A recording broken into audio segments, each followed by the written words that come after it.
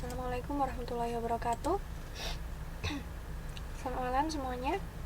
Suara saya bisa terdengar jelas?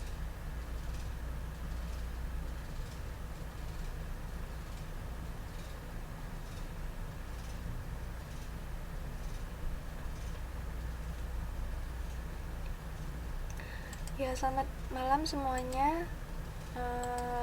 Udah lumayan nih. Tadi masih sepi banget, jadi belum dimulai. Sebenarnya minggu ini kita waktunya UTS ya. Apakah sudah dibagikan soal UTS-nya? Mana ini grup? Coba saya lihat di grup. Atau baru besok ya? Tanggal 25. Berarti pas banget, kita hari ini adalah persiapan untuk UTS.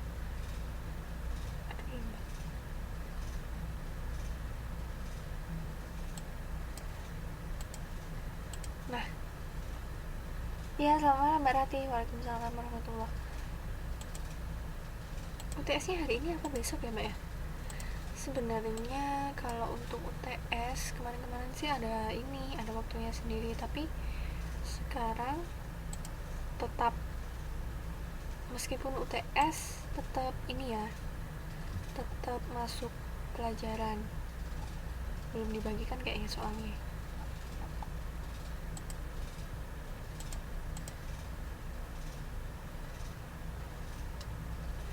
Belum ya, besok berarti ya Mbak ya.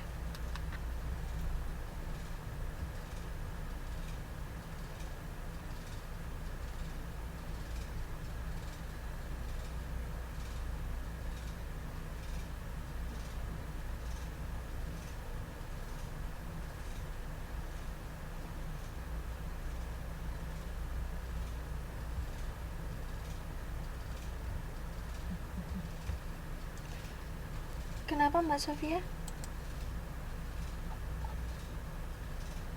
Gak bisa, kenapa?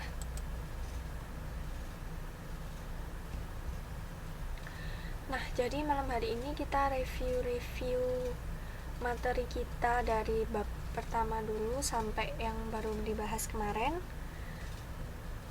karena untuk mengerjakan UTS-nya nanti. Dan jangan khawatir, soalnya nanti dikit kok, soal UTS-nya dikit. Kalau dulu itu UTS-nya lebih susah, dulu itu ada isiannya juga. Saya bikinnya ada Romawi 2, Romawi 3. Sekarang semuanya multiple choice, pilihan ganda ya. Jadi lebih gampang. Tenang saja. Jadi untuk kelas 9, kan kelas 9 ya. Kelas 9 ini iya, UN juga pilihan ganda, Mbak. UN itu dari dulu memang gak ada isiannya, kecuali kalau ujian sekolah. Kalau UN semuanya pilihan ganda, soalnya 40 kalau nggak salah. 40-50 ya? Kok nggak 40-50?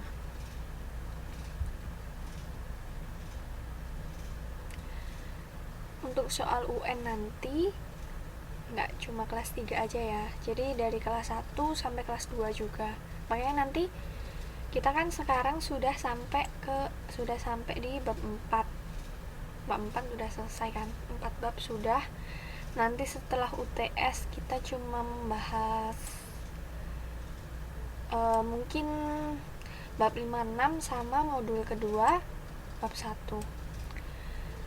Terus semester depan kita tinggal membahas 2 bab terakhir ini ditambah materi-materi kelas 1 dan kelas 2 gitu.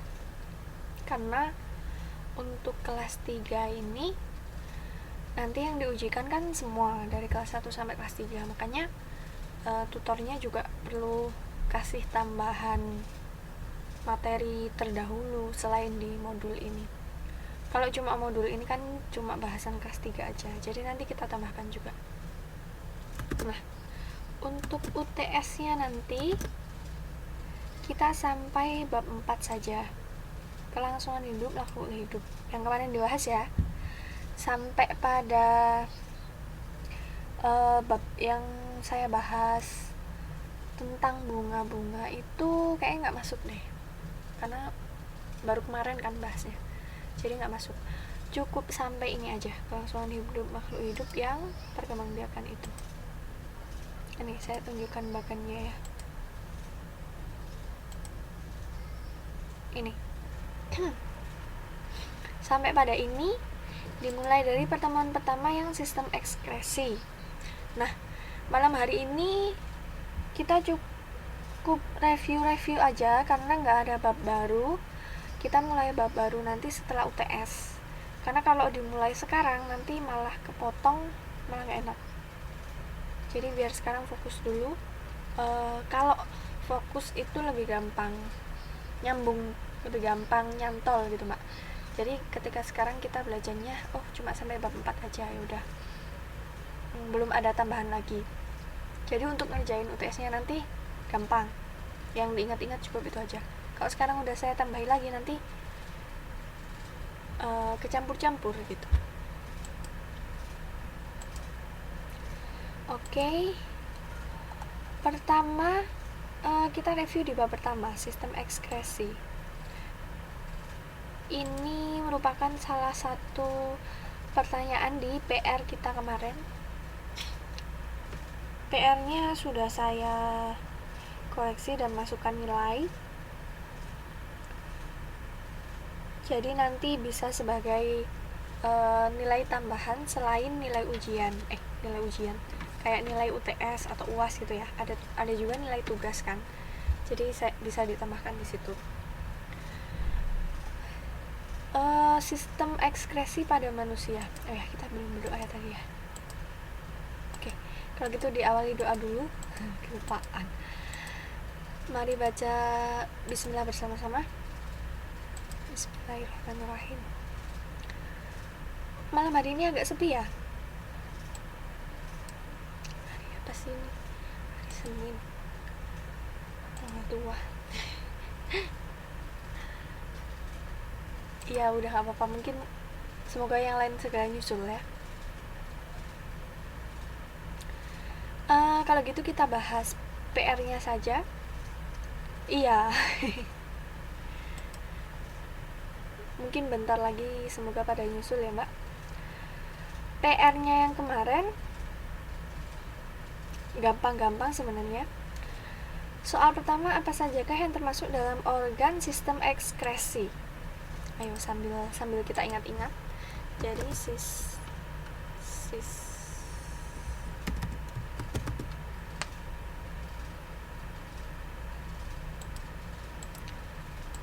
ini nggak sedang ada kelas tambahan kan mbak. Kalau kayak minggu kemarin tuh ada jam 8 kelas itu KF. Ini nggak ada kan ya? Ini kenapa nggak bisa ngetik?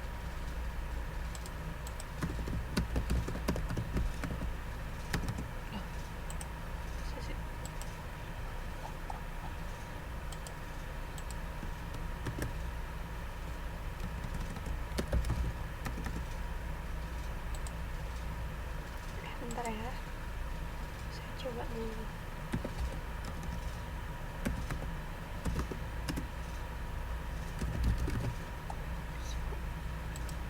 Di sini nggak bisa.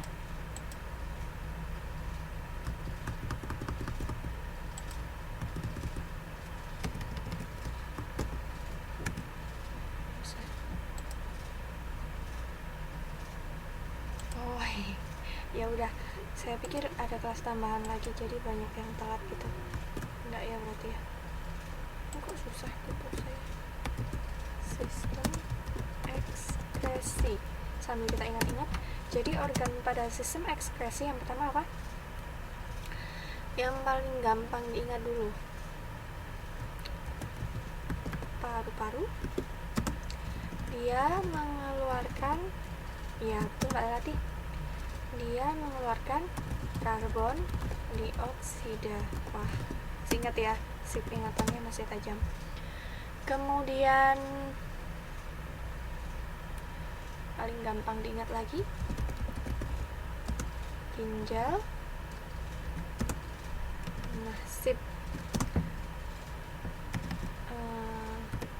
Dia mengeluarkan apa? urin. Sip. Terus yang ketiga, nah ini mungkin kemarin-kemarin kan ada yang bergabungnya nggak mulai pertemuan 1 ya, jadi biar tahu semua yang diujikan nanti mulai bab pertama, jadi kita review malam hari ini. Ginjal, kemudian nah udah disebut Mbak Rati semua ya, hati, iya betul,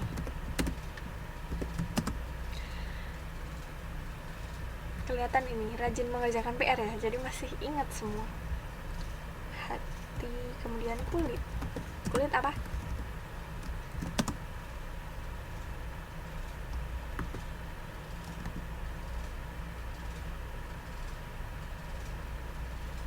Yaps, betul. Jadi sistem ekskresi ini ada 4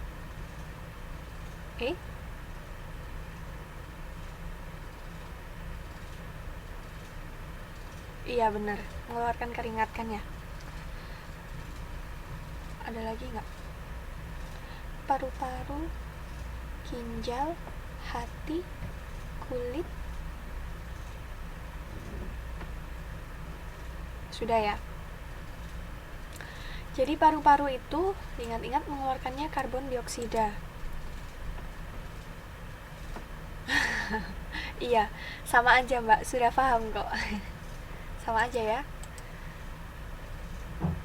Mengeluarkan keringat.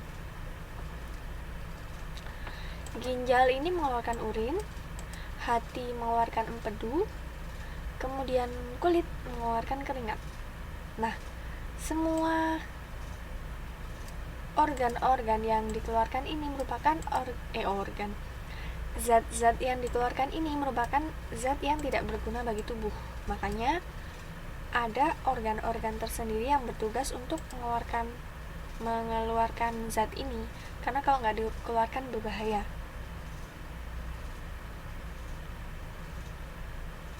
Contohnya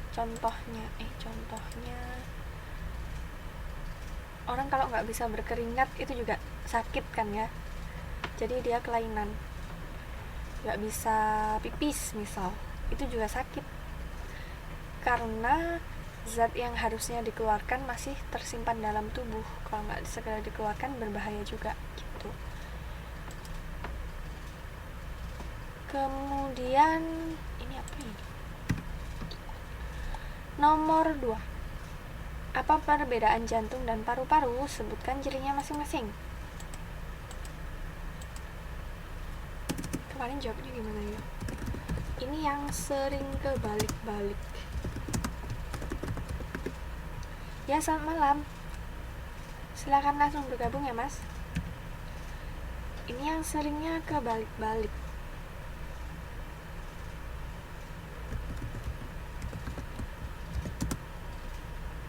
Nah, ya kan? Iya, kalau yang ini tugasnya adalah memompa darah.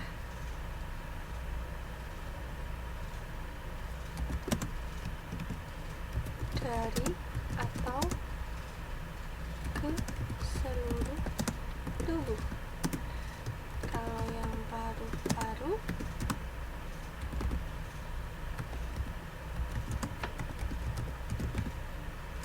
atau istilahnya di sini mengatur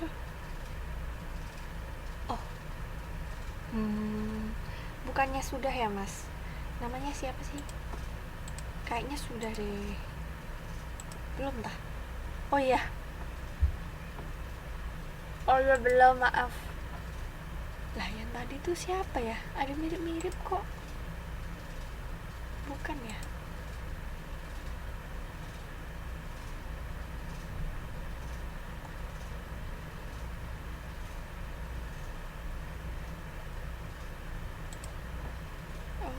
Sudah bisa ngechat tapi belum. Sudah Mas ya, maaf nggak ngecek. Iya sudah barusan, saya pikir sudah bisa chat, jadinya saya pikir sudah approve gitu.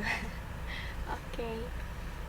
Jadi perbedaannya sebenarnya banyak, perbedaannya dalam bentuk, ciri-ciri itu juga ada, tapi ini yang paling mendasar di sini, mengatur sirkulasi. Ini kenapa sih?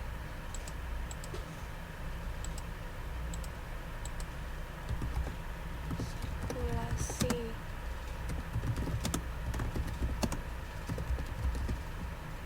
Nah, jadi perbedaannya yang dasar adalah satunya ini bergerak dalam bidang darah, yang satunya oksigen gitu. Kalau bentuknya sendiri itu mulai dari posisi aja ya. Posisi, coba saya ada gambar nggak ya?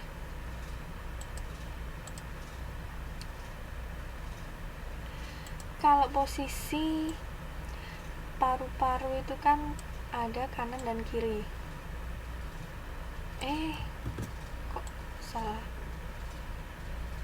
Aduh, jelek, nggak sama besar. Nah, paru-paru kanan, paru-paru kiri. Tapi kalau jantung itu yang di tengah ini, yang cuma satu. Gambarnya gimana ya, jelek sekali saya gambar. Kalau gambar pakai komputer itu jelek, padahal gambaran asli bagus ya. Nah, bedanya di sini. Paru-paru, yang ini jantung. Nah, mungkin kemarin ada beberapa yang jawabannya masih belum pas. Dari ciri-cirinya, dari lokasi bentuk mungkin udah bener ya, tapi mungkin tugas utama atau fungsinya dari jantung dan paru-paru itu masih kurang tepat. Jadi jawabannya adalah seperti ini. Karena sekarang sudah kita bahas, jadi nanti kalau ada pertanyaan ini lagi, dikoreksi ya, diteliti lagi supaya nggak salah. Oke. Hampir sama, sip. Jadi sistem ekskresi kan ada 4 organ ini. Kemudian salah satunya itu ada yang sering susah membedakannya antara, sebenarnya nggak susah tapi salah persepsi gitu ya, kita salah tangkap, oh maksud saya itu jantung bukan paru-paru gitu. Jadi kan sebenarnya beda di sini. Kemudian tadi suruh nyebutin apa, ciri-cirinya masing-masing. Waalaikumsalam warahmatullah. Nah, rame nih, mantap. Silakan Mbak Mei. Nah, ini Mbak Mei tadi rajin sekali ya, dia sudah menemukan tugas kita yang ternyata Mas Drama juga udah. Belum ya. Sudah menemukan, oh iya sudah menemukan tugas kita yang baru dikasih minggu kemarin. Ada berapa orang ini yang nemu? Ada 2 orang yang udah. Nah, ini rajin-rajin. Bagus banget rumahnya. Iya Mas, sudah dicek.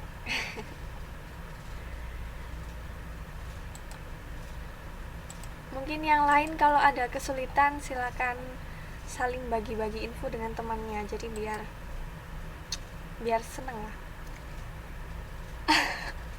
Dimekarin dulu ya Pak ya.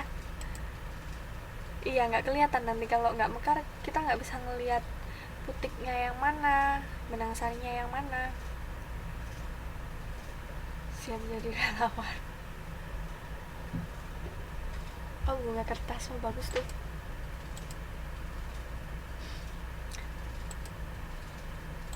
Oke ya, jadi bisa difahami ya perbedaannya di sini untuk organ sistem ekskresi, dan soal nomor 2 perbedaan.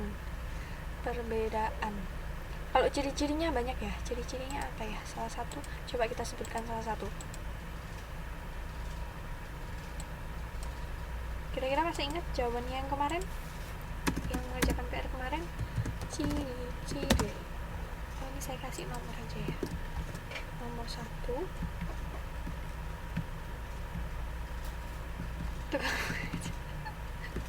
Punya tetangga aja Mbak.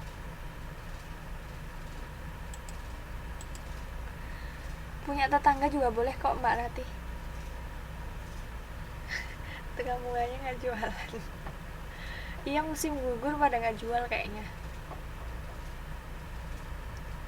Padahal kalau jual harusnya mahal loh ya, kan jarang ada. Gak ada yang punya.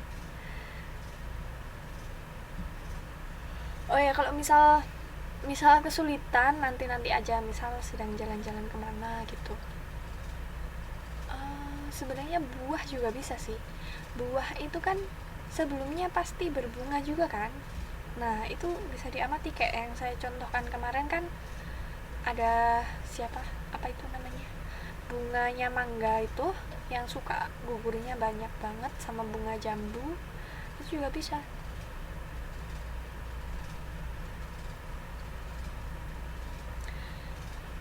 Kita lanjut ya. Nggak apa-apa, untuk tugasnya yang itu kan niatnya saya adalah biar bisa menemukan dan meneliti langsung, biar bisa menemukan bunga cabai. Bisa kok mbak, itu iya ada bunganya juga, meskipun kecil sih. Kalau kecil ya kita tinggal lihatnya agak teliti aja gitu ya, tapi sama aja, itu kan sebelum jadi buahnya cabai itu kan berbunga juga kan ya. Nah jadi semuanya bisa, pokoknya buah-buahan, terus sayur-sayuran yang kayak tomat itu bunganya, iya tomat itu juga bunga, ada bunganya. Terong juga kan. Yang penting bisa mengamati langsung, jadi bisa paham langsung. Untuk waktunya santai aja lah, nanti kalau sewaktu-waktu nemu di pasar gitu. Di pasar kan banyak tuh mbak. Kalau di pasar udah mati, tapi ya biasanya ada terus sih kalau di pasar. Ciri-cirinya, oh boleh mbak Runa, sudah saya gambarkan di sini berarti ya. Kalau yang paru-paru ada 2, kalau yang jantung ini lebih kecil memang dan hanya 1. Ada lagi ciri-ciri.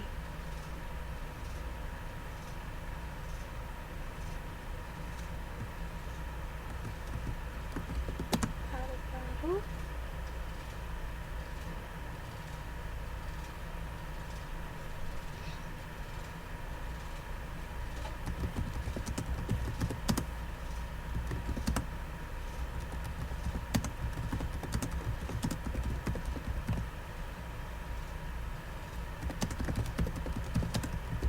ini juga boleh, kecil namun bulat, padat gitu.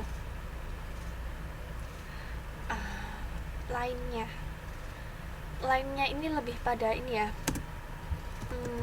Kalau di sini dialiri banyak pembuluh darah, karena kita lihat lagi dari fungsinya tadi yang di atas. Fungsinya kan memompa darah, makanya banyak pembuluh darahnya di sini. Sedangkan kalau di jantung hanya ada 2 pembuluh darah, tidak. Maksudnya kalau yang di paru-paru ini, karena memang tugasnya itu ya, jadi di sana lebih banyak gitu. Istilahnya kalau kabel itu susunannya banyak, rumit gitu. Kalau di sini ini hampir sama dengan organ-organ yang lainnya gitu. Ini beberapa cirinya. Oke. Jawabannya sebagian besar hampir mirip-mirip ya, jadi benar lah, anggap benar. Kemudian nomor 3, bagaimanakah cara untuk menjaga kesehatan organ reproduksi? Nah ini ya nggak apa-apa Mbak Rati, silakan sambil didengerin aja, nggak apa-apa. Kemudian ini nomor 3, susah sih.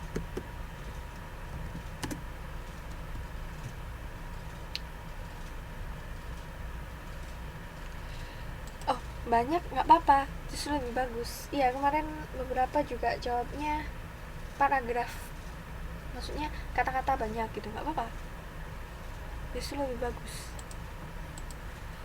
Mungkin coba saya cek lagi, saya nggak hafal sih. Mana ya, saya taruh mana ya.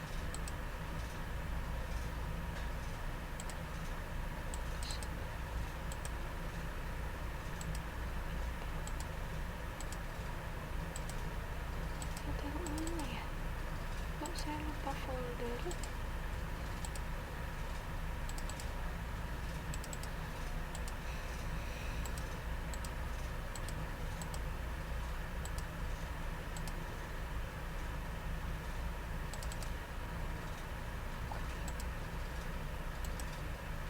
Nanti aja saya cek lagi.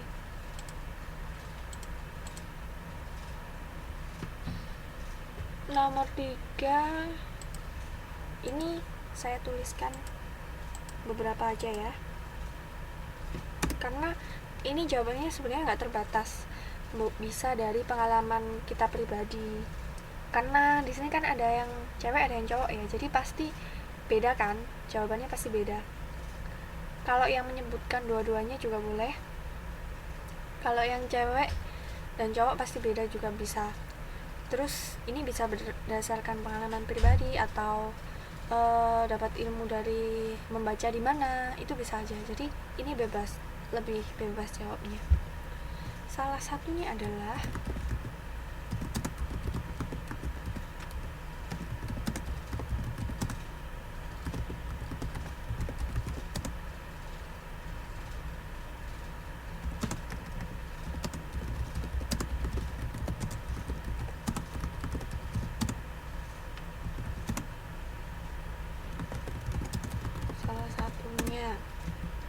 terus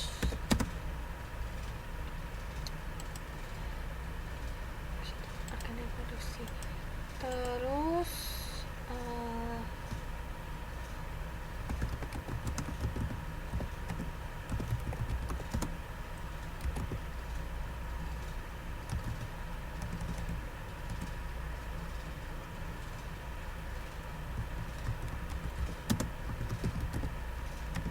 segera periksa. Kemudian bisa dengan memakai pakaian yang bersih. Kalau di sini mungkin nggak terlalu ini ya, bersih, proses pencuci. Nah ini sebenarnya saya sendiri jarang sih, karena saya tinggalnya di asrama yang nggak boleh bawa namanya setrika.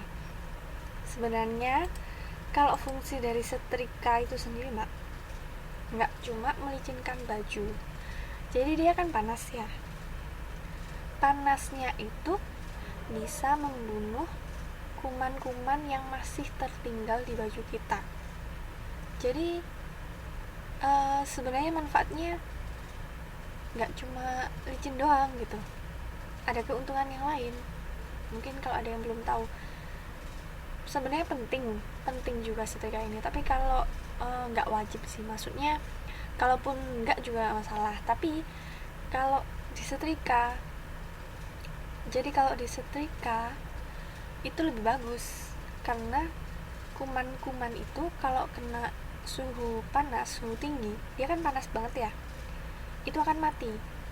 Kalau kita habis dicuci bersih kan, dicuci deterjen yang bagus nih, misal anti kuman lah inilah, terus dijemur kan, dijemur kering udah bersih, tapi kan meskipun ketika dijemur itu bersentuhan dengan attack, jangan beriklan mbak.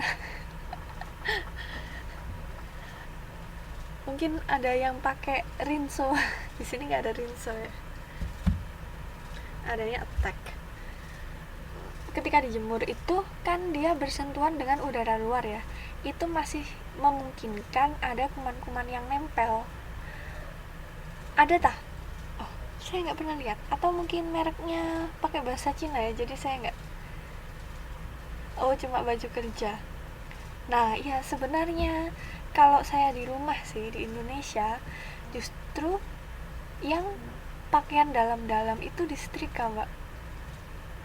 Beda merek. Karena fungsinya nggak cuma melicinkan sebenarnya, juga memusnahkan istilahnya. Jadi kuman-kuman yang masih tertinggal mungkin memang nggak banyak karena kan sudah dicuci, sudah bersih ya. Nah, ini ilmu baru ini. Karena kan sudah dicuci, sudah bersih, tapi tetap ada kemungkinan ada yang namanya kuman. Itu kan di mana-mana ya, meja aja kita biarkan nggak diapa-apain gitu, tetap debunya numpuk. Nah, itu juga ada kuman-kumannya. Makanya salah satu fungsinya itu kalau udah disetrika itu benar-benar musnah gitu istilahnya. Nah, itu dia, Mbak. Di sini juga saya lihat sih memang benar kata Mbak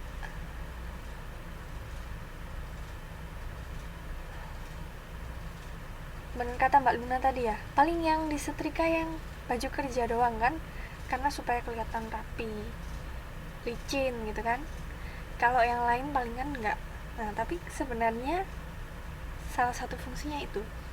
Kalau masuk mesin pengering ini bisa juga, Mas, karena kan panas.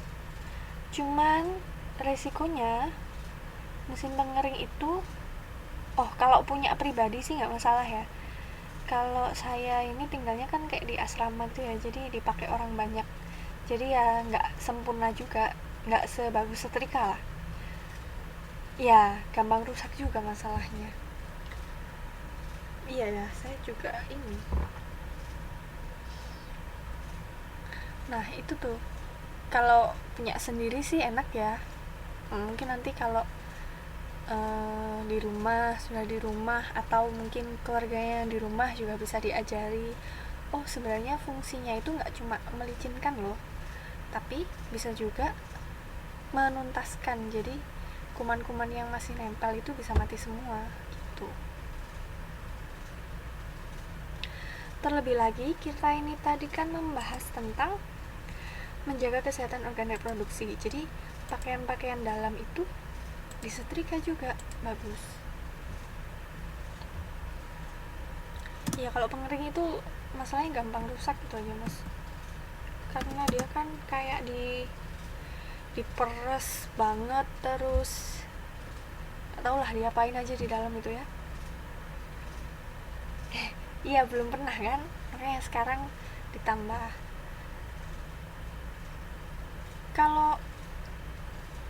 Kalau yang baju dalam itu kan penting ya, karena kan ya itu tadi menjaga kebersihan organ dalam kita gitu. Terus ada lagi yang mau tanya kan, cemplungin di mesin cuci. Iya, di sini pakai mesin cuci yang ada pengeringnya ya kan, Mbak. Nah, pengeringnya itu sudah panas gitu, jadi keluar dari mesin cuci udah anget-anget, bisa dibentuk agak licin gitu ya.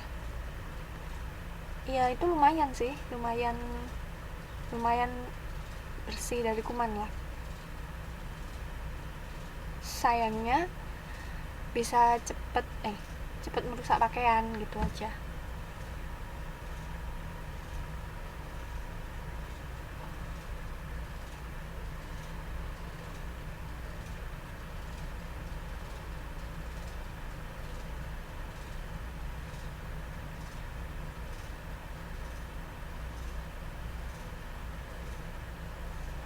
Nah iya, takut rusak ya, jadi mesti jemur ya.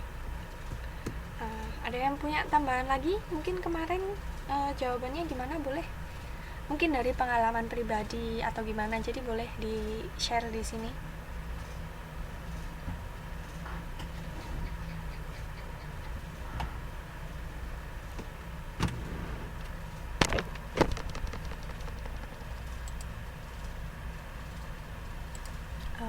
Salah satu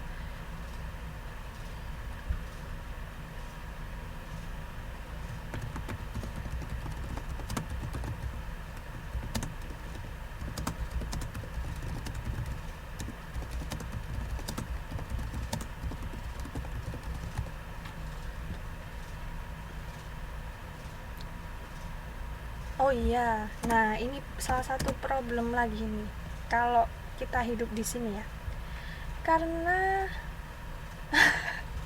malah nggak mau mandi. Kenapa mbak? Kedinginan dah? Kedinginan atau memang kayak anak kecil mungkin ya, dan nenek-nenek. Nah yang disebutkan mbak Luna ini salah satu problem kita di sini kan, kebanyakan di sini WC-nya, kamar mandinya kering. Oh, meriang.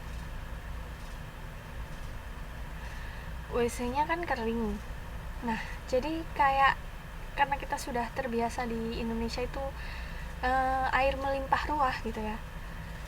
Jadi rasanya memang kurang bersih kalau kita cuma pakai tisu. Nah, siasatnya atau solusinya kita punya botol sendiri khusus. Biasanya saya pakainya botol yang itu loh mbak, botol lipat, botol yang bisa dilipat-lipat. Nah jadi kita tetap bisa pakai air biar bersihnya itu tuntas gitu. Nah iya bener, kalau kemana-mana kan nggak enak ya. Nggak cebok. Ya itu kan rasanya aneh gitu ya mbak ya, kalau kita sendiri.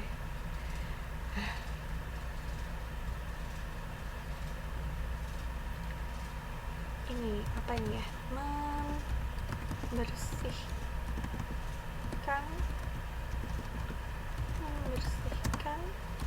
kotoran setelah buang air. Nah jadi benar, biar bisa menjaga kebersihannya ya. Jadi kalau cebok harus benar-benar bersih.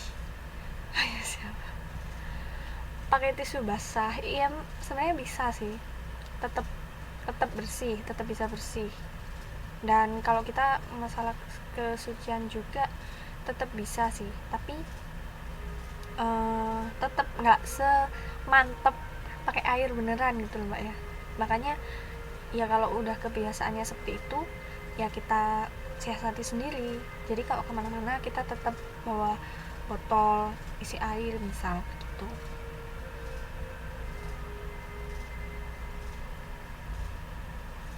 Nggak pede apa maksudnya mbak Sofia?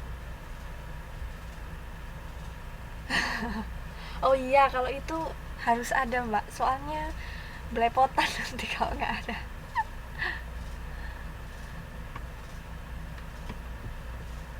Iya bener, nggak pede. Udah bersih apa belum gitu ya? Boleh sih mas, bisa. Kalau dalam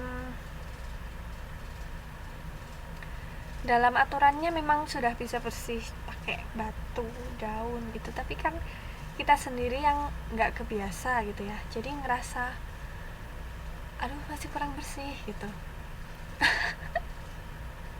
Iya tetap risih, makanya kalau memang merasa tetap risih ya kita siasati aja, kita sediakan alat sendiri gitu. Pakai daun, kasihan daunnya. Jangan pakai bunga ya, bunga itu permukaannya nggak rata, jadi nggak bisa bersih nanti. Kasihan juga bunganya, bau jadi dong, nggak jadi wangi.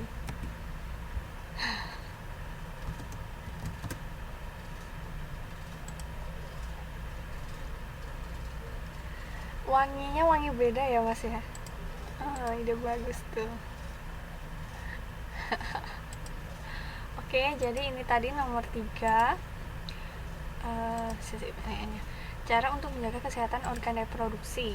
Beberapa caranya ini tidak terbatasi nih, jawabannya bisa banyak banget. Nah mungkin yang bisa jadi ilmu baru di sini ya, kalau setelah mencuci disetrika itu lebih bagus. Kemudian ada yang mau nambahi lagi? Mungkin ada yang jawabannya lebih bagus. Ada yang mau nambahi lagi nomor 3?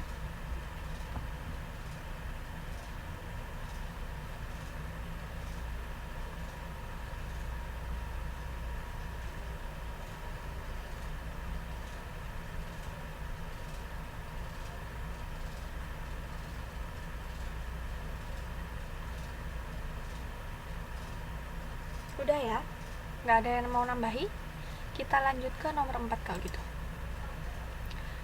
Apa yang Anda ketahui tentang bayi tabung? Oh, boleh Mbak Mei. Nah, bagus nih jawabannya. Memilih bahan dalam yang bagus gitu istilahnya, menyerap keringat. Nah, jadi biar selalu kering.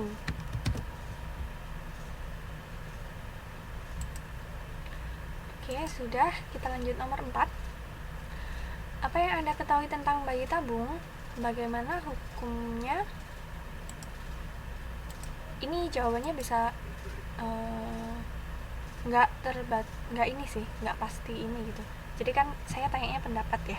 Jadi namanya pendapat orang itu bisa berbeda-beda. Asalkan ketika kita berpendapat itu ada dasarnya, maksudnya nggak asal ngarang gitu. Yang penting, oh saya tahu ini karena atas dasar begini-begini gitu. Nah, kira-kira ada yang mau nge-share jawabannya kemarin gimana? Adalah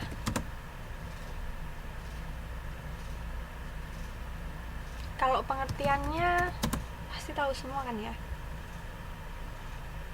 bayi yang dibentuk di luar tubuh ibu. Di sini masuknya. Nah, benar. Jawabannya Mbak Luna udah benar.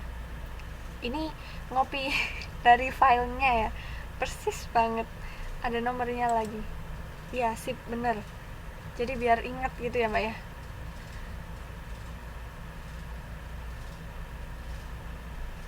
Ya, banyak banget karena memang saya tanya kan pendapat. Ini makanya saya nggak bahas lebih banyak di sini karena pendapatnya pasti beda-beda. Ada dalilnya juga ya. Dibentuk di luar tubuh ibu. Jadi istilahnya di sini adalah sel sperma dan sel ovum bertemu dalam suatu media pengganti perut ibu. Jadi kayak ada tabung sih, memang bentuknya tabung. Saya juga ngerti seberapa mungkin pernah ada videonya itu ya, video membuatnya gimana gitu, tapi saya nontonnya nggak selesai waktu itu. Jadi entah bentuknya agak kecil atau tabung-tabung yang di laboratorium itu ya, diprosesnya di situ, terus disimpan dalam mungkin semacam oven atau bukan oven sih, ada alatnya sendiri namanya, cuman saya nggak tahu itu namanya apa. Disimpan dalam situ yang suhunya itu sama seperti suhu dalam perut ibu gitu istilahnya. Makanya di situ dia bisa tumbuh sebagaimana dalam perut ibu. Nah, ketika sudah mungkin umur berapa hari gitu ya, ketika sudah jadi istilahnya benar-benar antara sel sperma dan sel ovumnya sudah bisa bekerja dan jadi bakal orang baru, bakal individu baru, itu baru dimasukkan ke perutnya ibu. Memasukkannya ini ada yang disuntik, benar bisa Mbak. Suntikannya pasti juga beda ya, kita nggak tahu. Ada juga yang melalui jalan lain mungkin. Saya juga kurang tahu melalui jalan apa aja. Ada beberapa metodenya, metode kesehatan sendiri lah. Nah, jadi nanti ada juga yang kalau memang si ibunya ini tidak bisa mungkin kandungannya lemah atau seperti apa, jadi tidak bisa dalam posisi mengandung gitu, jadi pembuahannya di luar. Tapi kalau ibunya bisa, itu sebelum bayinya besar itu tetap dimasukkan di perut ibunya gitu. Jadi memang beda-beda sih, ada yang metodenya seperti ini, ada yang seperti itu gitu. Tapi intinya sama, semuanya seperti yang dijawab Mbak Sofia juga, dimana sel telur wanita dan sel sperma pria diambil untuk menjalani proses pembuatan. Jadi proses pembuatannya di luar gitu ya, makanya dia disebutnya bayi tabung, di luar tubuh ibu. Sel sperma dan ovumnya bertemu dalam suatu media pengganti, jadi ada medianya di situ. Medianya ini juga khusus supaya kedua sel ini bisa bersatu gitu.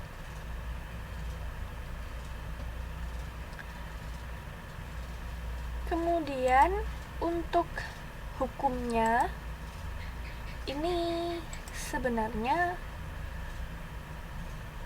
beberapa, ada yang berbeda pendapat lah, pro lah, kontra lah, itu macam-macam ya. Mungkin teman-teman jawabnya boleh yang pendapat yang diikuti yang mana itu boleh. Tapi pada intinya hukumnya ini ada dasarnya, tapi saya nggak tuliskan di sini karena terlalu banyak. Hukumnya ini boleh dengan berbagai syarat yang ditentukan.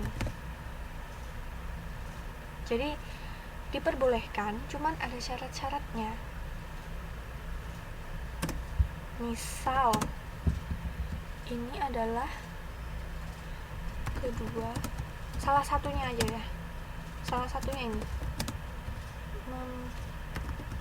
mempunyai kelainan vital dan tidak bisa,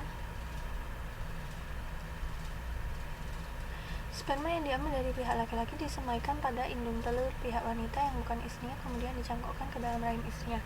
Nah ini kasusnya, kalau yang seperti disebutkan Mas Dharma ini berarti,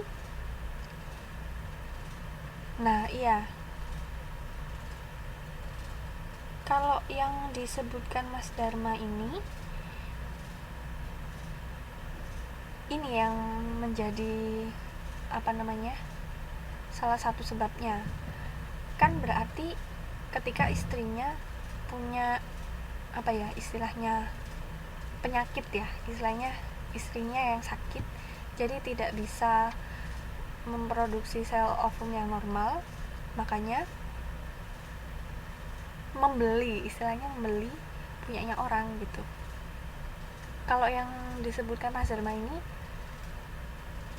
banyak banget sih, perbedaan pendapatnya banyak. Yang inti saya ambil saja di sini, diperbolehkan ketika keduanya mempunyai kelainan dan tidak bisa memproduksi anak dalam hubungan normal. Nah, diperbolehkan ketika salah satu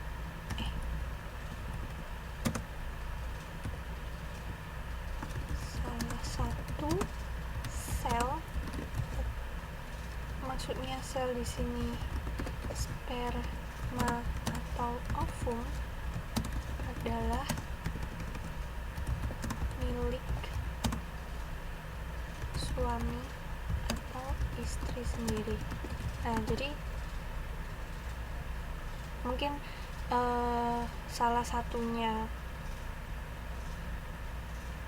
miliknya sendiri, itu masih ada yang mengatakan di sini masih boleh. Tapi ada juga yang untuk misalnya kasusnya nih nggak bisa membuahi anaknya ini karena rahimnya si istri yang lemah gitu ya. Cuman ketika sel ovumnya diambil dan tetap dibuahkan oleh sel sperma laki-laki tapi di luar rahim, itu tetap bisa. Nah ini juga boleh. Jadi gitu, intinya dua ini. Kalau dasarnya itu banyak, nggak saya sebutkan di sini karena tiap tiap pendapat itu ada dasar yang berbeda-beda, jadi banyak banget. Intinya adalah di sini boleh dengan berbagai syarat yang ditentukan. Kalau cuma asal-asalan, misal nih nggak sakit nggak apa, tapi males aja 9 bulan mengandung gitu, padahal nggak sakit nggak kenapa-napa, cuman males aja si ibunya ini 9 bulan nanti badannya jadi jelek gitu, terus males ngerawatnya gitu, baru nggak boleh. Iya, jawabannya memang panjang ya di sini ya, udah benar. Yang penting karena saya tanyanya pendapat, jadi nggak ada salah bener, yang penting ada dasarnya, semuanya pasti oke. Waalaikumsalam warahmatullahi. Silakan Mas Kusmanto langsung bergabung ya. Ada yang mau menambahi di sini? Nomor 4.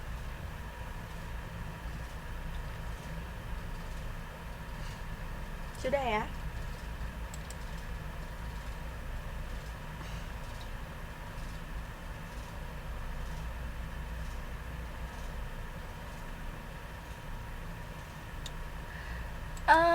Jadi kalau soal yang nomor 4 ini memang mungkin yang masih belum berkeluarga gitu kan kita nggak terlalu ngerti ya, tapi penting juga untuk pengetahuan gitu Mbak, jadi harus cari tahu juga meskipun jawabannya singkat, yang penting kita sempat baca-baca, oh jadi ini tuh pengertiannya begini, hukumnya begini gitu, jadi kita harus ngerti meskipun nggak tahu pengalamannya atau belum pernah dengar misal. Nah, dengan mengerjakan soal ini jadi kita bisa cari tahu gitu kan.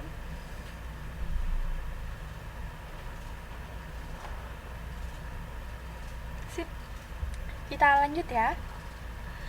Sekarang adalah nomor 5. Nomor 5 ini kan sudah disebutkan ya. Sebutkan zat-zat hasil dari sistem ekskresi. Kan sudah disebutkan di atas ya. Terlalu gampang ini saya bikin soal ternyata. Karbon dioksida, urin, empedu, keringat.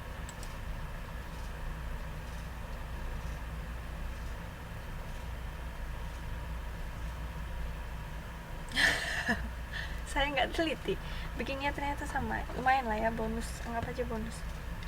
Kemudian kalau gitu kita langsung nomor 6. Sebutkan contoh gangguan atau penyakit pada sistem saraf. Nah, ini paling gampang sih, kayaknya banyak yang udah punya pengalaman di sekitar sendiri. Ya enggak? Nomor 6.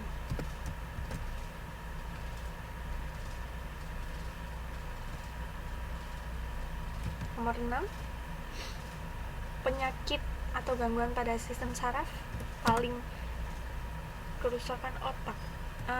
Boleh, bisa ke otak ya namanya.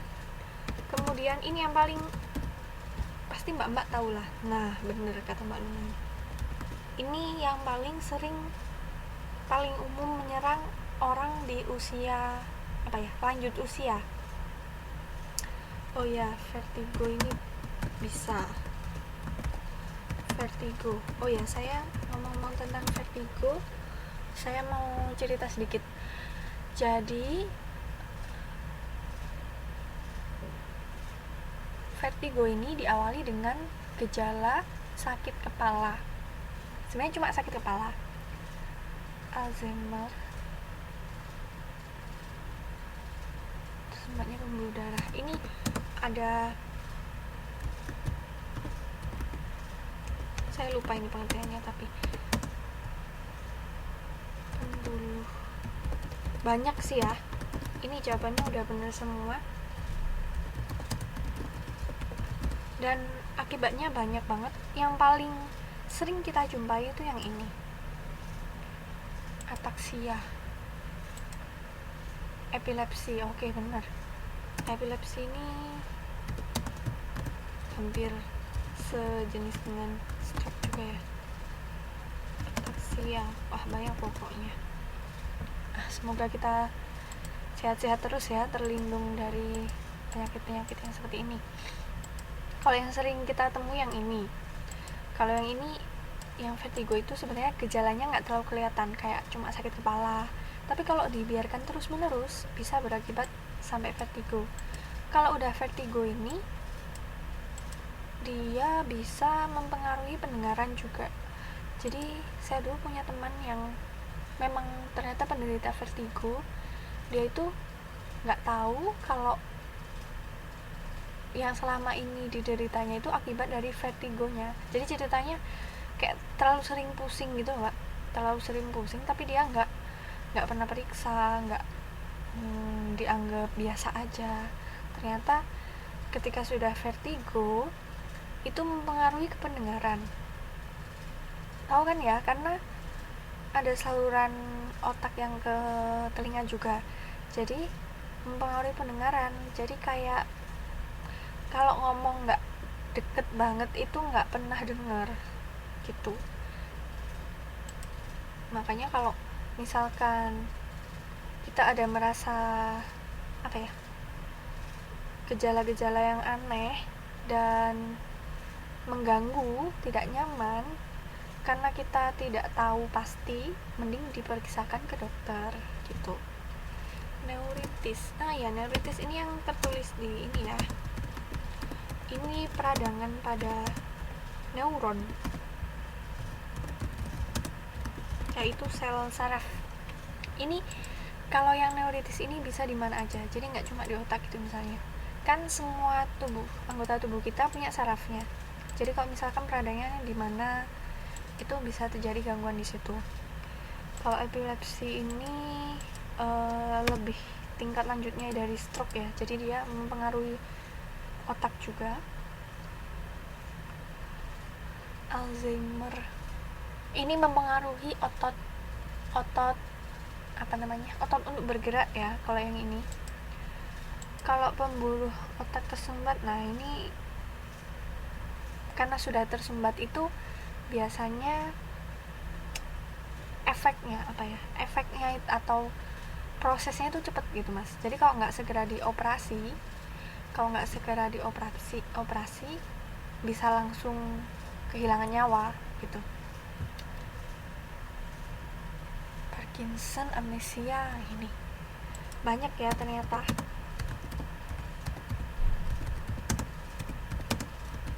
Amnesia. Oke. Semuanya sudah disebutkan, ini pengertiannya masing-masing sudah oke. Nah, ini saya belum pernah dengar ini Mbak, meningioma.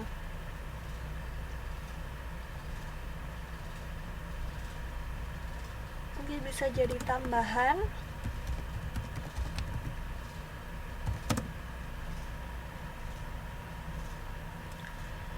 Yang penting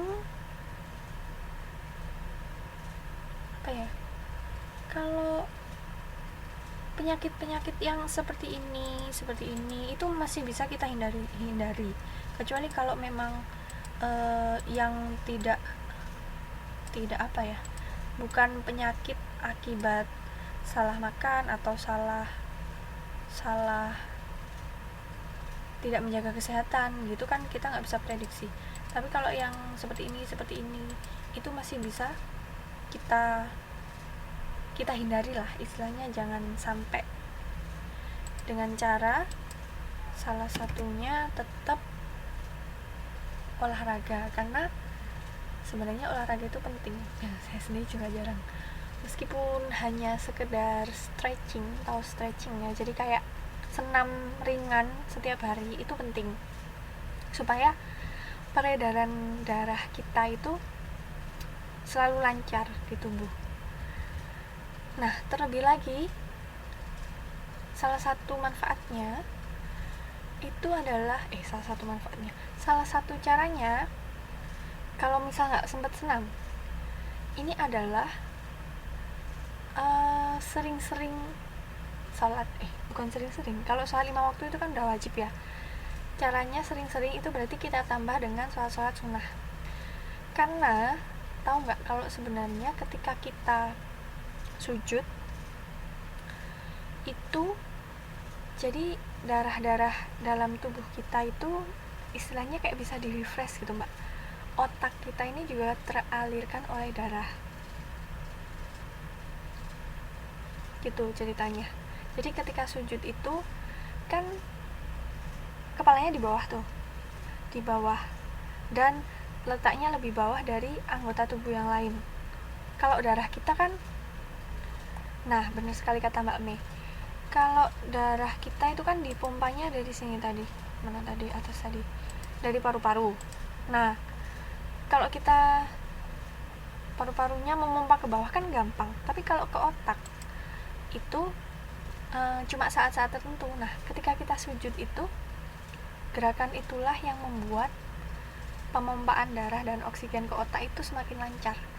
Makanya dengan sering-sering sholat itu bisa jadi kayak, kalau orang sini nyebutnya itu mungkin hampir sama dengan yoga, atau apa itu namanya Mbak, kalau orang Buddha itu apa ya,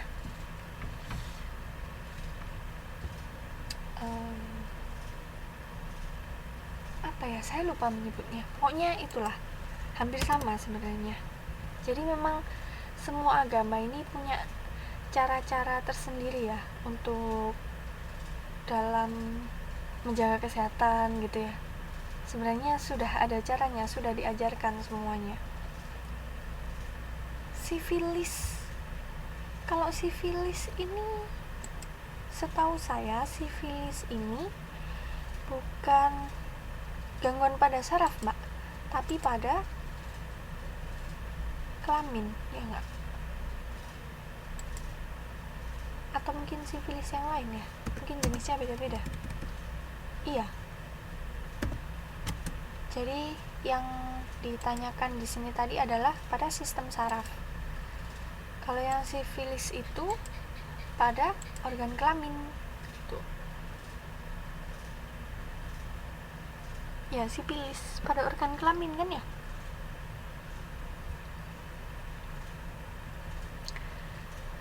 Oke, sudah. Yang penting bismillah ya, semoga terhindar dari semua, entah itu gangguan organ apa atau dalam organ saraf yang lainnya, semoga tetap sehat semuanya, jadi bisa lancar gitu kerjanya ya. Oke, kita lanjut. Nomor berapa sekarang? Nomor 7. Nomor 7 ini harusnya udah di luar kepala ya. Saraf motorik.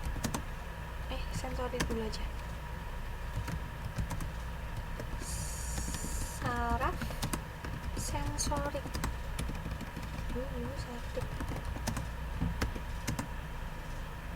Sensorik membawa rangsang. Ini harus semuanya pasti udah hafal kan? Dari luar atau dari otot, dari luar tubuh gitu, maksudnya dari organ-organ indera, dari luar atau indera ke otak. Motorik membawa rangsang dari otak ke otot. Nah, benar nggak? Intinya di sini ya. Saya bener apa kebalik? Ayo.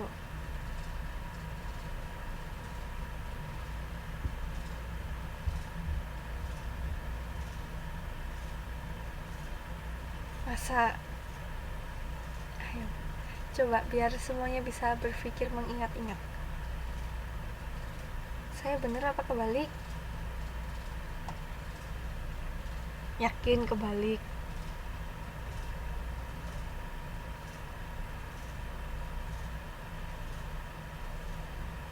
Yakin kebalik? Memang suka kebalik kan di sini, makanya saya tanya. Yakin kebalik? Sensorik sama motorik. Dari dulu, dari awal saya belajar ini juga memang rawan kebalik gitu Mbak. Naik dikit. Oh iya, terlalu ke bawah ya. Masa sensorik ke otot,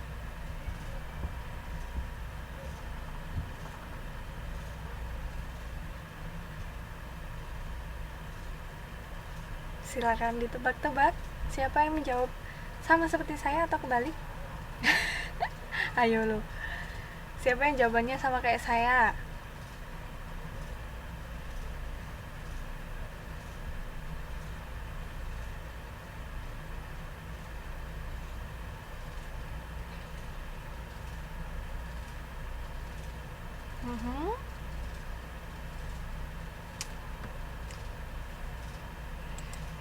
Ayo lo, bingung ya?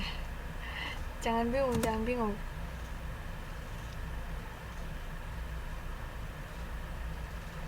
Nah, ini jawabannya Mas Dharma ini paling lengkap. Saraf yang menerima rangsangan yang datang kepada tubuh atau panca indera dan meneruskan ke otot sensorik. Otot sensorik itu maksudnya otak, di sini maksudnya saraf pusat. Nah, ini saya jawabnya sengaja singkat supaya mudah diingat gitu ya. Jadi saya jawabnya singkat aja. Jadi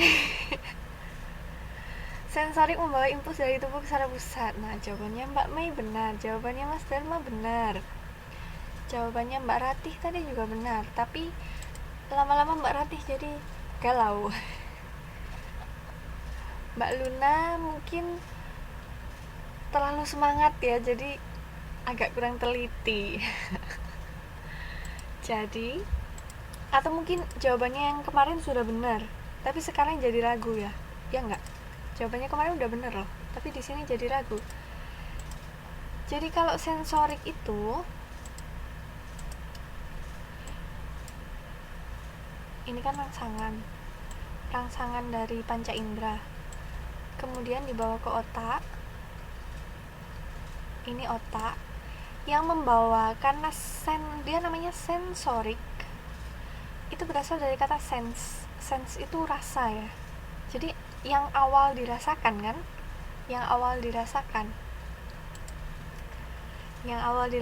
Jadi sensorik ini membawa rangsangan dari panca indera atau dari luar tubuh dibawa ke saraf pusat atau otak. Nah, ini jawabannya Mas Dharma ini paling lengkap. Motorik, saraf yang berfungsi untuk membawa rangsangan dari pusat saraf atau otak dibawa ke sumsum tulang belakang menuju otot. Nah, ini yang bawa sensorik dari otak ke otot. Ini kan otot, entah otot tangan lah yang bergerak nanti, apa otot kaki, otot mata. Ini yang membawa motorik. Gambarnya kemarin sudah sering saya lihatkan kan? Mungkin coba dilihat lagi gambarnya, dicek dulu. Sedangkan saraf motorik membawa impuls motorik dari sistem saraf pusat ke otot-otot tubuh. Nah, ini jawabannya Mbak Sofia juga benar. Ayo Mbak Luna jangan galau ya Mbak. Jangan galau ya. Sensorik ini otak. Ini kenapa susah ya? Saraf pusat. Yang dari saraf pusat ke otot itu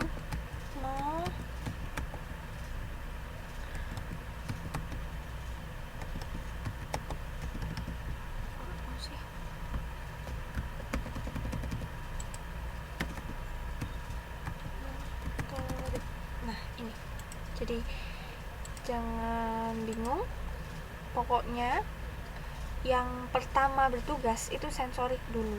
Jadi dari panca indera ke otak itu sensorik dulu, setelah dari otak ke ototnya itu baru motorik. Motorik ini kan artinya penggerakan gitu ya. Pernah dengar nggak? Oh, orang ini motoriknya itu orang ini, jadi dia penggerak. Makanya untuk penggerakan itu berarti kan sudah melalui otak untuk dibawa ke otot, karena untuk digerakkan. Tanggapannya apa? Itu untuk digerakkan. Kemudian sensorik ini masih dalam bentuk sense atau perasaan. Misal perasaan kepedihan, matanya kepedihan, atau misal perasaan mencium bau tidak sedap, perasaan mendengar bunyi bising, itu semua kan perasaan. Makanya sensorik ini masih bertugasnya adalah membawa rangsangan yang dari indera-indera itu dibawa ke otak gitu. Jadi jangan bingung ya. Oke, jadi saraf sensorik dan motorik ini. Kemudian sekarang nomor 8. Ini sudah saya buka baru aja biar kelihatan. Udah ya, nomor 7 ya, clear. Berikan contoh penyakit kekurangan hormon yang Anda ketahui, bisa berdasarkan pengalaman atau kehidupan sekitar. Nomor 8, penyakit kelainan hormon.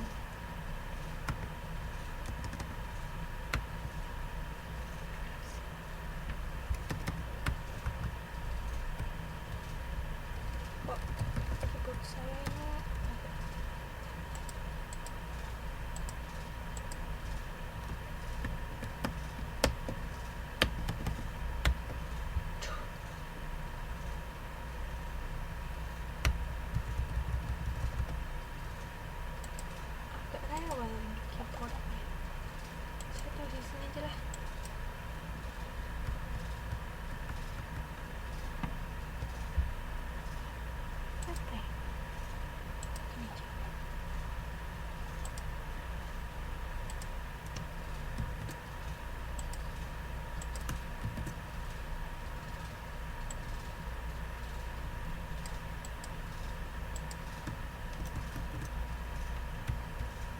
nomor 8, penyakit kelainan hormon korteks adrenal.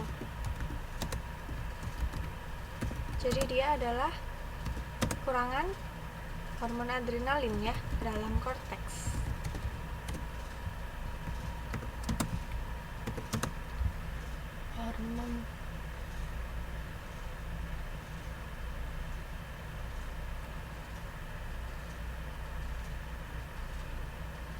Hormon pertumbuhan, apa itu? Lupa ya.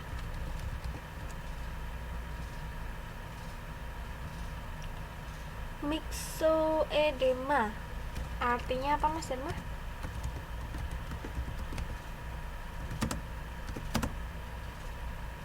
Dwarfisme.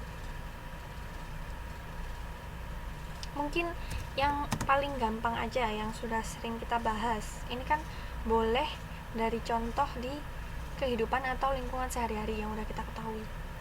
Salah satu contohnya itu loh, apa namanya?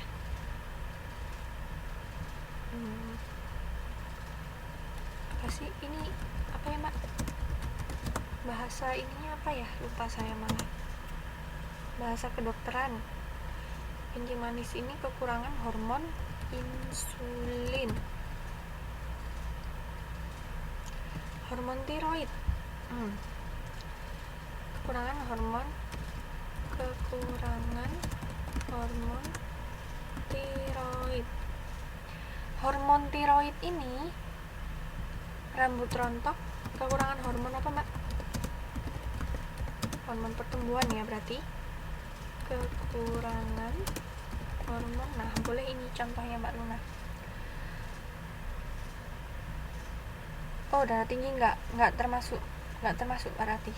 Hipertensi itu ya karena tekanan darahnya terlalu tinggi. Jadi dari keadaan normal itu melebihi batas normal gitu istilahnya. Bisa terjadi akibat rangsangan saraf, misal lagi ada sesuatu yang membuatnya shock gitu ya. Atau bisa terjadi juga akibat salah makan. Istilahnya misal makan suatu yang bisa memicu tekanan darah yang terlalu berlebihan gitu. Hiposekresi, ya benar.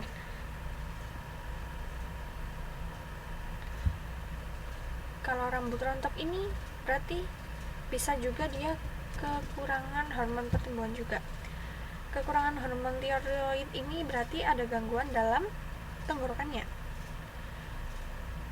Bisa jadi apa ya, kelainan tertentu atau mungkin mengakibatkan peradangan yang udah parah gitu ya. Kalau sekedar radang biasa kan masih wajar, gara-gara batuk lah, amandel dan sebagainya. Kalau peradangan yang parah itu bisa tidak berfungsi gitu istilahnya. Nah ya benar. Oh, padahal gara-garanya sepele gitu ya Mbak Rati ya. Iya benar, itu bukan termasuk kurang hormon, tapi memang salah makan itu tadi. Berat badan berlebihan, ini namanya obesitas. Ini juga kelebihan. Kalau ini bukan kurang tapi kelebihan hormon salah ketik. Hormon pertumbuhan. Kalau obesitas ini pengaruhnya banyak, Mbak. Jadi nggak cuma bisa jadi karena sudah hormonnya berlebih. Jadi istilahnya untuk tumbuh tinggi dan besar itu cepat orang ini. Ditambah lagi makannya juga berlebih. Gitu. Jadi kalau hormonnya berlebih doang itu mungkin bisa sampai tinggi gitu, terlalu tinggi yang banget, atau sebenarnya tubuhnya gampang banget memproduksi lemak gitu. Tapi ketika ditambah, biasanya sih orangnya juga kayak doyan makan gitu. Jadi mungkin belum tahu cerita detail dari yang mengalami juga sih.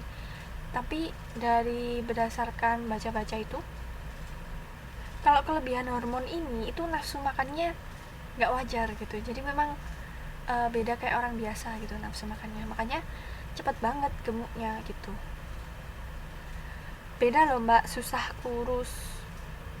Obesitas itu yang gendutnya itu loh memang kelihatannya udah nggak wajar. Kalau gendutnya masih kelihatan kayak masih bisa bergerak, istilahnya masih bisa bergerak leluasa, itu cuma kelebihan lemak aja Mbak, kelebihan lemak. Jadi nggak sampai obesitas ini bisa kayak, kalau udah mengalami yang kayak gini tuh udah nggak normal, berat badannya udah di atas rata-rata banget, nggak cuma orang gemuk gitu aja.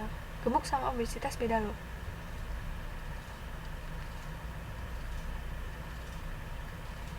Kalau sudah obesitas itu bisa kuintalan Mbak beratnya, nggak cuma di bawah 100, bisa kuintalan gitu ya. Kalau gemuk mungkin masih bisa disiasati lah istilahnya Mbak, dengan obat pelangsing atau apa, atau makanannya dijaga. Memang itu yang bahaya itu Mbak Rati, karena doyan ngemil itu kan berarti asupan kalori dan lemaknya itu banyak. Jadi gampang banget gemuk di situ. Nah ini sarannya Mas Dharma ini juga bisa banyakin olahraga. Oh udah mulai ini ya, udah rajin berarti olahraganya, bagus Mbak. Mungkin nggak bisa instan sih, harus berkala. Jadi kalaupun berkurang sedikit demi sedikit. Nah ini boleh juga sarannya Mas Kusmarno, naik turun. Kalau naik turun itu mungkin Mbak Ratih masih nggak bisa menghindari ngemilnya. Kalau obesitas ini beda loh ya. Ini kalau dalam bahasa lainnya itu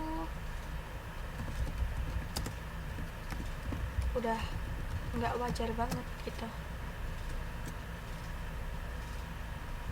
Oh sudah puasa Senin Kamis ya, tinggal hindari ngemil aja Mbak. Atau kalau mau ngemilnya itu buah aja. Jadi jangan sekali-kali beli snack, makanan yang manis-manis kayak apa, roti, kue-kue, cake gitu jangan. Tapi ngemilnya harus ngemil buah. Gitu.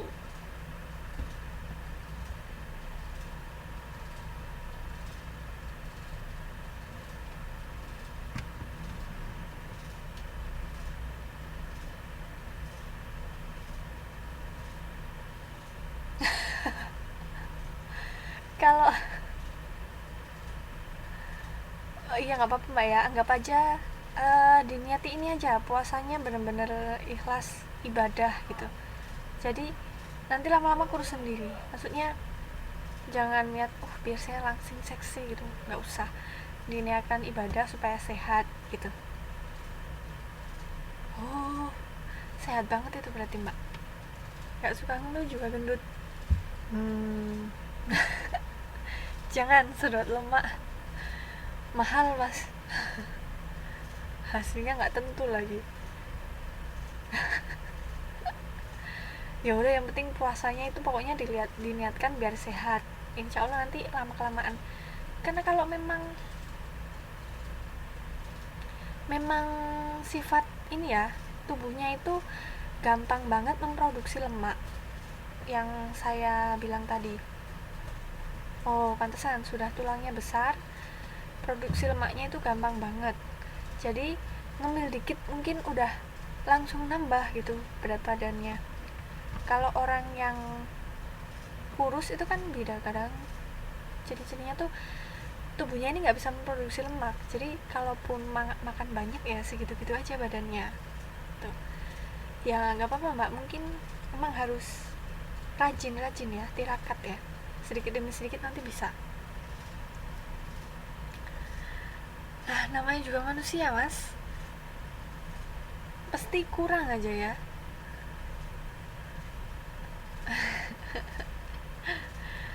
Saya juga pengennya gemuk ini, termasuk awet langsing.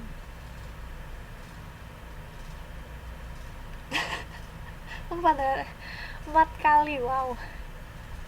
Nah ini berarti tipe-tipe seperti Mas Kusmano, Mas Dharma itu memang tubuhnya ini tidak gampang memproduksi lemak, atau mungkin bahkan nggak bisa. Jadi kalau makan jadi daging padat gitu, jadi tetap kelihatan kurus, nggak pernah kelihatan agak gemuk gitu, nggak gitu.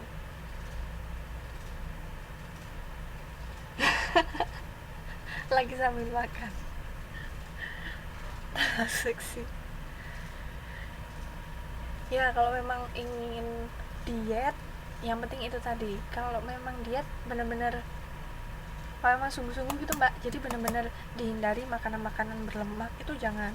Karena kalau udah sekali aja kayak apa ya, refleks gak sengaja beli gitu, nanti malah nggak bisa terhindar terus menerus karena pengen terus gitu. Jadi yang manis-manis, yang berlemak-lemak itu pokoknya dihindari.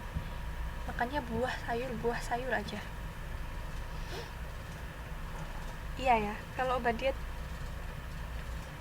pastilah, meskipun dikit banyak itu pasti ada efek sampingnya. Mungkin bisa cepet nih, sekarang bisa cepet langsing seksi gitu. Tapi bisa ada yang ketergantungan gitu ya. Jadi kalau nggak diminum berapa hari gitu aja gendut lagi gitu kan. Oh, ada bahaya sampai sakit juga ya mbak ya. Nah iya, makanya mending nggak usah, yang standar aja. Kalau yang standar memang diet sehat itu prosesnya memang lama mbak Rati, jadi nggak bisa langsung. Makanya saya bilang tadi ya udah dijalani dulu aja, sabar dulu.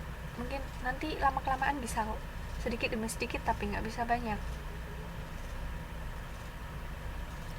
Oh atau ini, salah satu olahraga yang cepet membakar lemak itu renang. Sempet nggak ya tapi ya, yang cepet membakar lemak itu renang. Tapi mungkin renang di mana ya? Ada tempat renang nggak?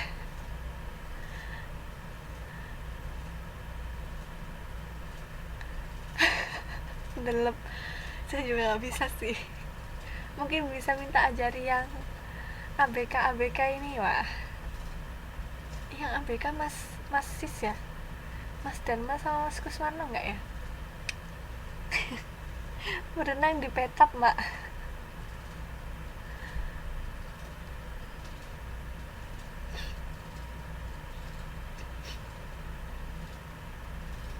Salah satu yang itu sih cepet sih, lumayan cepet daripada olahraga yang lain. Tapi kalau nggak bisa ya gimana lagi ya, aku sudah pensiun. Beda ya sekarang. Oke. Ya nggak apa-apa Mbak Rati. Yang penting pelan-pelan, nanti hasilnya lama-lama bisa kok. Sabar dulu. Oke.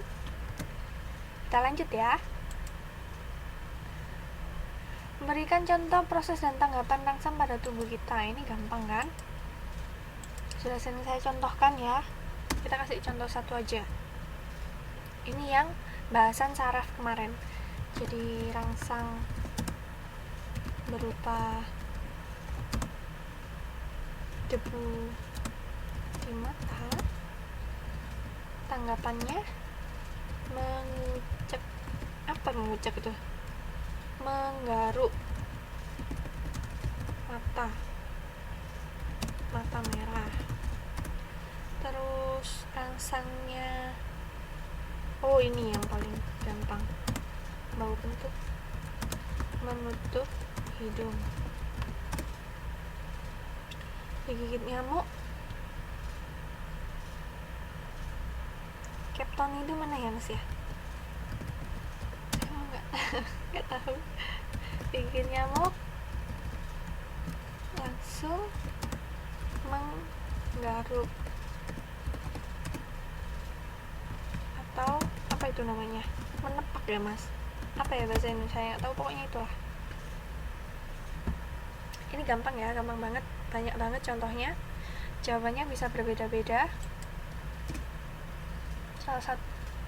Salah 3 contohnya ini. Oh, keren banget. Wow, jauh banget ya Mas ya, bisa sampai sana ya.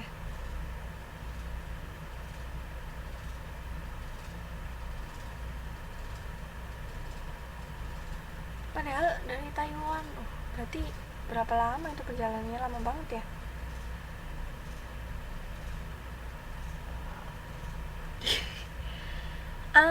Kalau yang itu kira-kira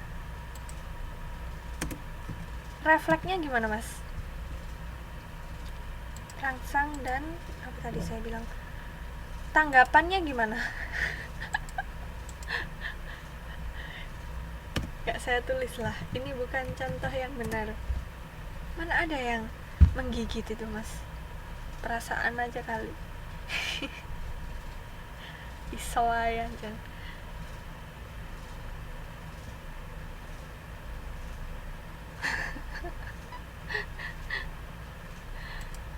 Oke, ini gampang ya. Sudah tahu semuanya, jawabannya udah benar, udah saya koreksi.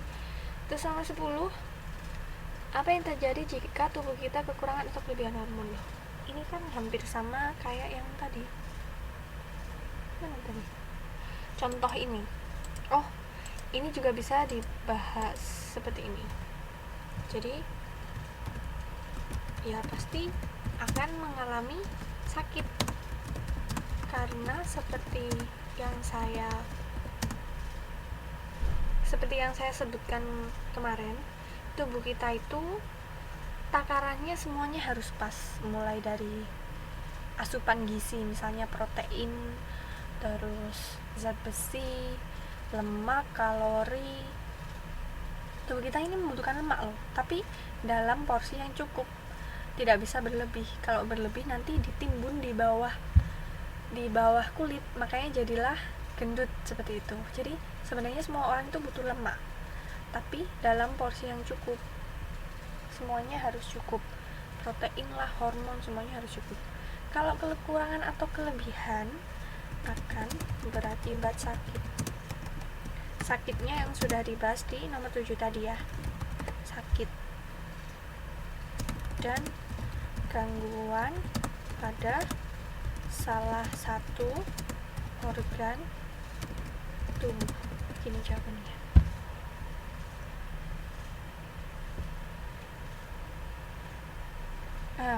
Nomor 10 ini saya tidak meminta untuk disebutkan contohnya, tapi kalau dikasih contoh lebih bagus ya. Jadi dampak yang sebaliknya akan terjadi ketika kelenjar tiroid memproduksi hormon ini terlalu sedikit. Ya, benar kata Mas Herma, Mbak Sofia. Jadi namanya hormon itu kadarnya harus sesuai untuk masing-masing orang, harus cukup itu nggak kurang dan nggak lebih ya. Makanya kalau kekurangan ataupun kelebihan akan ada gangguan dalam tubuh kita, entah itu sampai sakit atau cuma gejala-gejala yang mengganggu juga bisa, atau gangguan pada salah satu organ tubuh, misalnya kurangnya di hormon tiroid, itu kan di bagian sini ya, di bagian rongga tenggorokan, itu akibatnya cukup di bagian itu aja. Jadi kalau kekurangannya hormon di ginjal misal, berarti yang kena gangguan ginjalnya gitu. Tingkat kolesterol meningkat, bisa meningkatkan kolesterol ya berarti ya. Nah, kalau sudah kolesterol meningkat nanti berakibat ke sakit-sakit yang lain gitu ya Mbak Sofia. Jadi banyak saling berhubungan gitu. Oke, sudah selesai kita bahas. Ini nanti masuk di UTS. Ini ada ininya nggak ya? Ini juga masuk di UTS. Nah, jadi UTS nanti jangan lupa, gampang banget soalnya karena semuanya pilihan ganda. Ujian nasional nanti juga semua pilihan ganda. UTS nanti cuma sampai bab 4 saja. Enggak, yang bunga-bunga seperti yang kemarin saya bilang itu sebenarnya materi tambahan supaya saya pengen supaya semuanya lebih paham, terus bisa mengamati langsung. Soalnya kalau udah praktek mengamati langsung itu lebih mengena gitu, karena kan gampang tuh cuma nyari bunga. Kecuali kalau yang sistem reproduksi, sistem koordinasi ini kan kalau dipraktekkan kan pakai apa, medianya kan susah, karena ini berhubungan dengan tubuh kita. Kalau bunga kemana kan gampang, makanya saya minta praktek aja gitu. Itu nggak masuk di soal-soal nanti, jadi cuma bab 1 sampai bab 4 ini aja.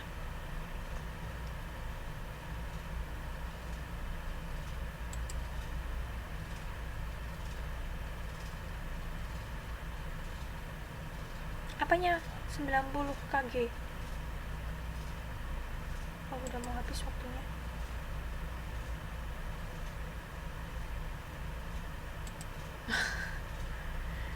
Ini Mbak, bab 1 sampai 4 aja ya. Bab pertama sistem ekskresi, bab kedua sistem reproduksi, ketiga sistem koordinasi, keempat kelangsungan hidup makhluk hidup yang kemarin yang kayak adaptasi seleksi alam reproduksi itu ya. Udah itu aja, 4 bab aja. Jadi kalau mau membaca atau mereview, melihat ulang videonya, mungkin ada yang minggu keberapa nggak masuk, itu lihat di videonya yang judulnya sistem ekskresi, sistem reproduksi, sistem koordinasi, sama terakhir kelangsungan makhluk hidup. Oke? Karena waktunya sudah habis, kita akhiri dulu pertemuan malam hari ini. Alhamdulillah meskipun kita nggak ada materi baru, tapi mereview dan membahas PR sangat bermanfaat ya. Penting banget menambah ilmu baru dari sesama teman, juga dari saya, dari semuanya, saling bertukar ilmu baru. Alhamdulillah semoga semuanya bermanfaat. Kemudian semoga kerjaannya makin lancar untuk selanjutnya. Terima kasih sudah datang malam hari ini. Pokoknya kelas IPA tetap rame ya, jangan sampai dilewatkan. Iya benar, penting ya Mbak Luna ya. Oke, karena tadi diawali dengan doa, kita akhiri juga dengan bacaan hamdalah bersama-sama. Alhamdulillahirrabbilalamin. Terima kasih kedatangannya. Selamat beristirahat. Kita ketemu lagi minggu depan, dan kalau soal UTS-nya udah dibagikan, nanti ketika ada waktu segera dikerjakan aja, karena nggak banyak kok, soalnya gampang dan nggak banyak, jadi cepet lah ngerjainnya, cepet. Oke, terima kasih. Wassalamualaikum warahmatullahi wabarakatuh. Selamat istirahat. On an.